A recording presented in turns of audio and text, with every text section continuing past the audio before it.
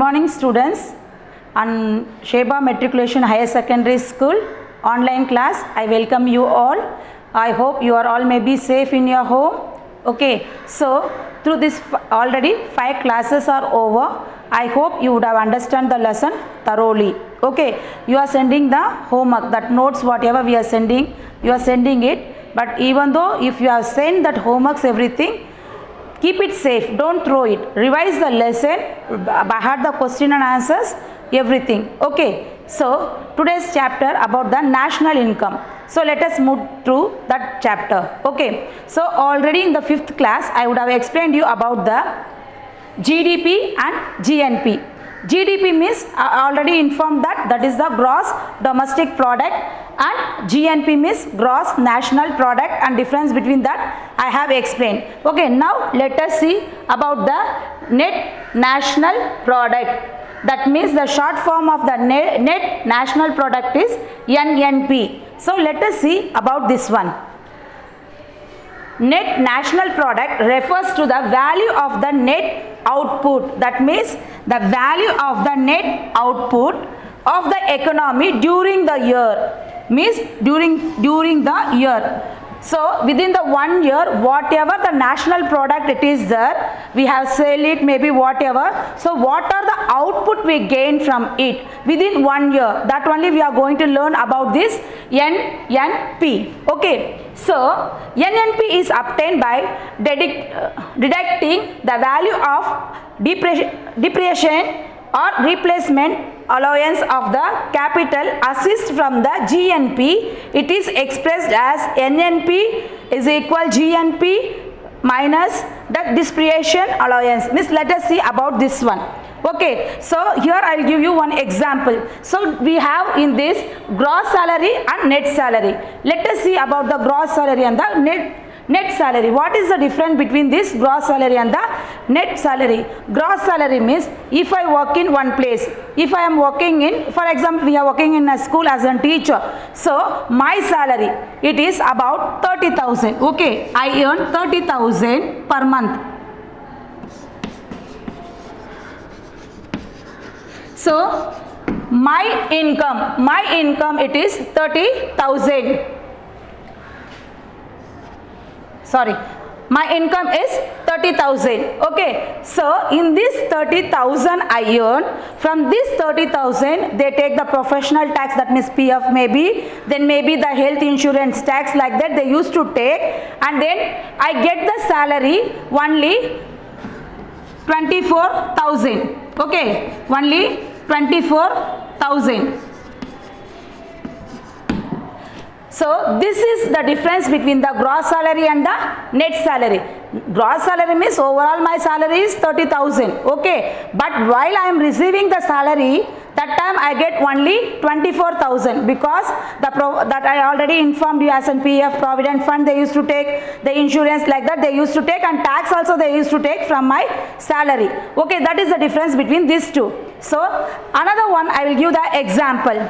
Okay, for the NNP factor cost, that I will explain you about the market prices. In the market prices there may be indirect tax also, that I will explain you. Suppose if I am owner, I have one factory.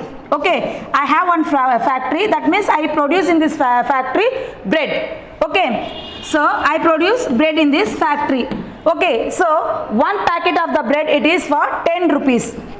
One packet of the bread it is about 10 rupees. Okay, so 10 rupees. Okay, so if the government want, if I am going to sell it for another person, so if for 100 packet I am selling, okay, 100 packet of bread I am selling, and one packet it is of 10 rupees. But whatever the cost for the 100 rupees of the bread packet, that means 10 into 100 you have to calculate. But the amount only finally I get from the government. But what they did, they used to purchase it in that the bread packet cover it is there, no, no. So in that they used to add as a tax in that bread, but I am getting for my one bread 10 rupees only, not more than that.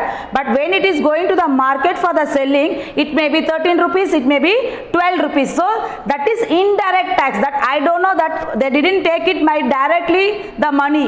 Indirect means how I prepare, I sell it, then buying that they add the money as a tax and then they resell it. That is the indirect tax, that it doesn't come to know to us directly. So that is known as the indirect tax. Okay, now children, see this one. This one I have explained you. This one, deducting the value of the depreciation or replacement allowance of the capital assist from the GNP, means gross national product. Okay, for that I will give one example. If I have one Xerox machine, okay, so buying that Xerox machine, if I teach for other students, if I am taking the Xerox everything, means I am earning the money. So I am earning the money means I am paying the tax for the government. Is it clear? Only I am paying the tax for the government, only that government will come to know that one. But for example, the Xerox machine, will it be running on throughout how many years? No, it will also be as an old. Even for that it may be repair. For the repair I have to spend the money. Yes or not? But even though I spend the money, whatever it is, it won't come in the while paying the tax. For example, sorry, ஒரு example எப்படி சொல்லணும்னா, இப்போ எனக்கு ஒரு சொந்தமா ஒரு வீடு இருக்கு. I have my own house. So நான் own house இருக்கும்போது என்ன பண்ணுவாங்க, அந்த own house இருக்கும்போதே நம்மளுக்கு வந்து வீட்டு வரின்னு ஒன்று போடுவாங்க.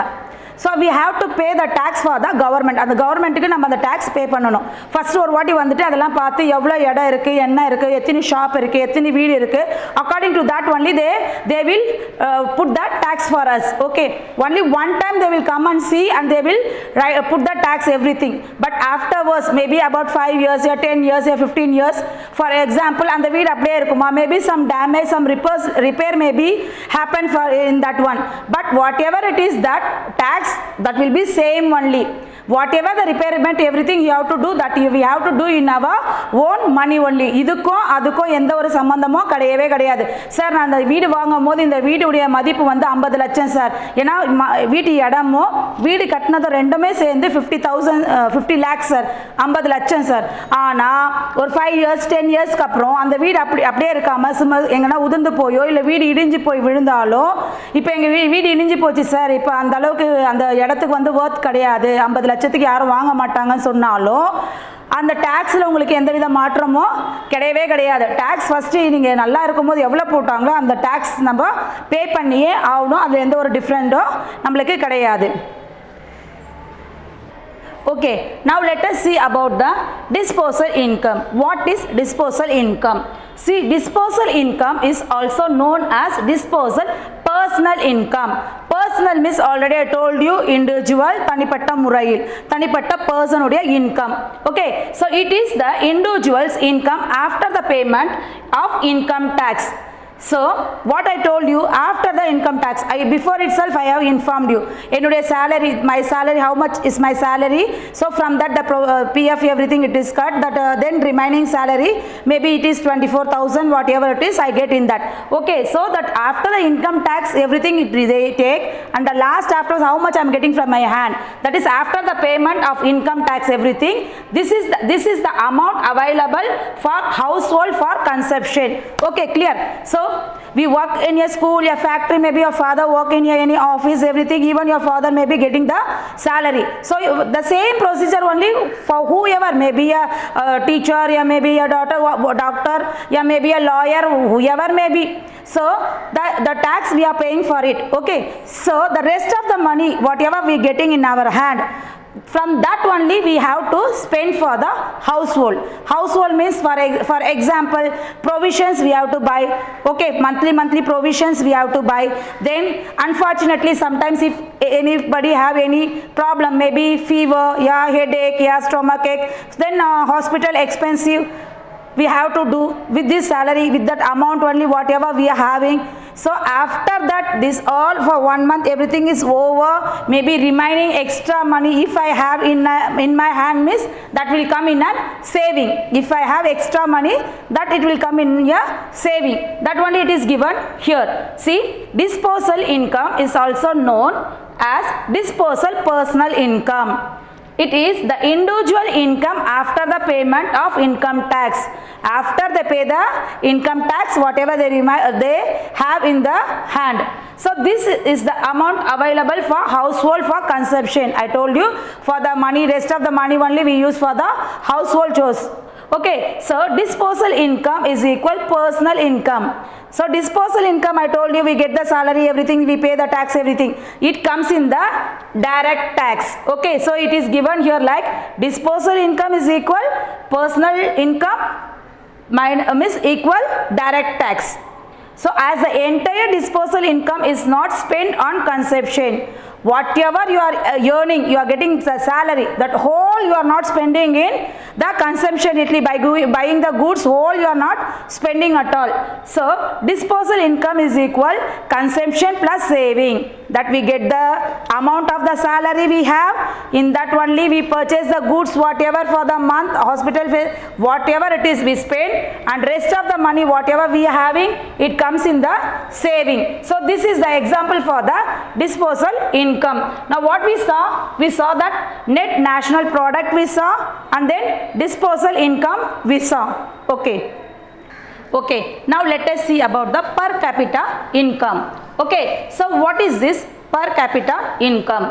The average income of a person of a country in a particular year. Means the average income of a person in a country in a particular year is called per capita income. Per capita income is obtained by the dividing national income by population. Okay, so how it is divided? It is divided by the national income by the population. Per capita income is national income plus total population. For this I will tell you one story. For example, I have one farm. Okay, 1 minute.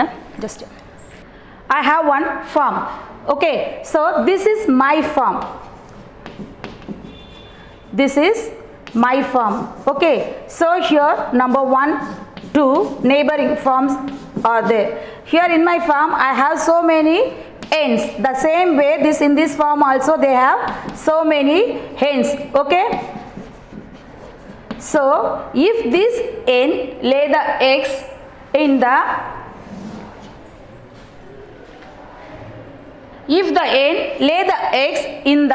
farm, for example this hen, if they come and if they lay the eggs in my farm, one egg, the same way if they come and lay in the eggs in my farm, it doesn't belongs to me. I have to give the eggs back to this farm only. For that explanation I will give you. For example, if you take, I have given here the explanation about the national income and the population we are seeing. Okay, so in the national income only this concept comes. For example, in our country, just you take, this is a country. Okay, so in our country, that means my farm. In our country, these are the others. Okay, in my country, if the other means, for example, if my brother he is working in Dubai. So even though if he works in that Dubai, whatever he is earning, it will comes in our country only. That money, it comes in our country. Okay, so the same way I explain about this one. In the same way what happens, the average income of a person, the country particular year means 1 year, it is the per capita income. Then it may be divided according to the national income by population. So whatever the income it is coming in the national income as well as the population. So this together, this is known as the per capita income. Okay, now let us see about the product method. Okay, so in product method measures the output of the country. It is also called inventory method. Means, for example, whatever the product we are producing, we are selling it. So after selling it, we come to know whether there is a profit or not. That is known as the output. If I am doing one thing means what is the reaction of it, maybe positive or maybe negative, that we get the output. If I do, then only I can get the output of it. Okay, so it is also called the inventory method. It is known as the inventory method. So under this method, the gross value of output from different sectors, I already informed you, three types of sector, means primary sector, secondary sector and service sector. I told you. So these three types of the sector, in that itself all it comes.